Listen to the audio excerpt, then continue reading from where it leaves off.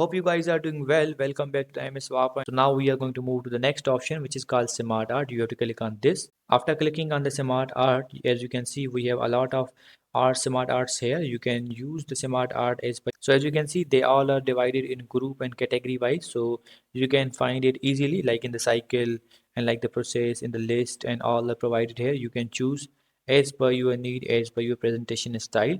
So for example, I want this one, so I'm going to click on this, and you have to click on the OK, and it will be downloaded, it will be inserted. So as you can see, the smart art is inserted. Now you can, if you want to make changes in this, you have to go to the smart art design. You can change the color and effect, and all things are provided here.